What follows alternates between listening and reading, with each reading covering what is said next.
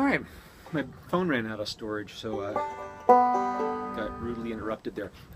Where we were, we're explaining the chords out to the 7.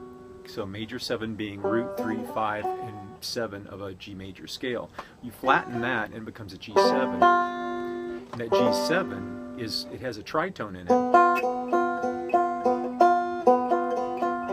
Which that tritone wants to always drive you back to a 1 chord, and the G7 is the 1 chord of the key of C. The 5 chord of the key of C. So that's what a G7 sounds like. Totally different than a G major 7, which sounds just fine by itself. It doesn't have to go anywhere. But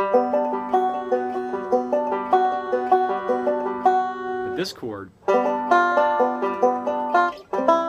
wants to go to 1.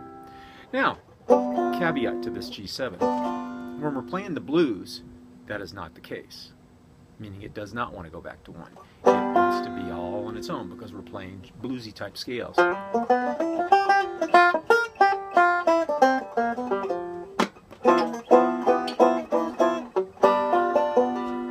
that sounds fine. You go to a C.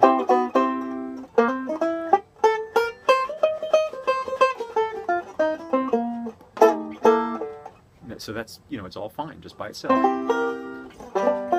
So that's blues as compared to a function within a major key. Blues is not a major key. It is a tonal center key that has all dominant 7 chords in it. A lot of dominant 7 chords in it. Depending, jazz, blues, and things like that have other chords thrown in.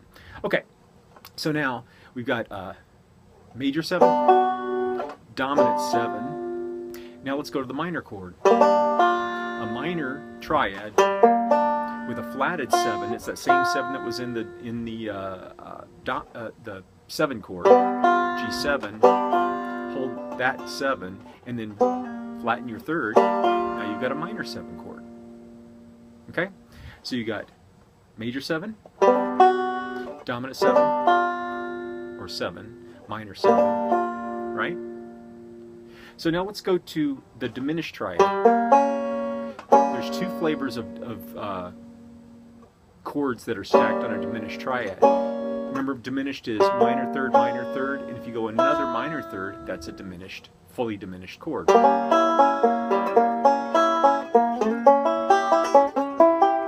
And because those are minor 3rds apart, if you take that whole stack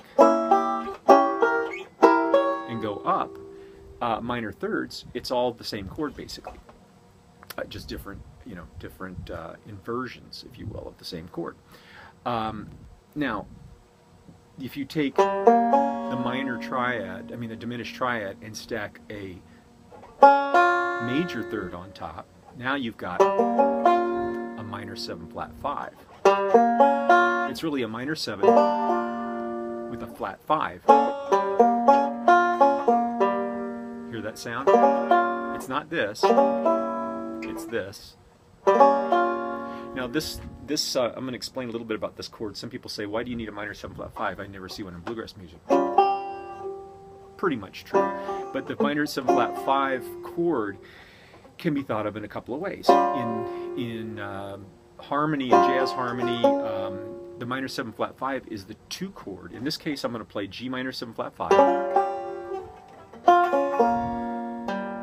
That chord is the 2 chord of F minor.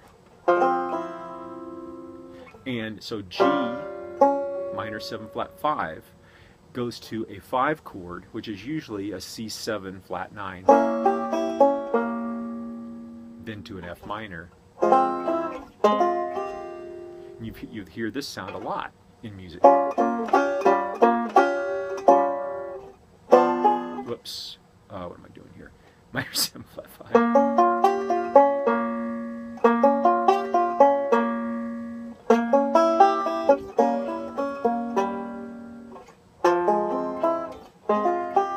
So that minor 7 flat 5 has an application there. If you don't play that kind of music, totally get it.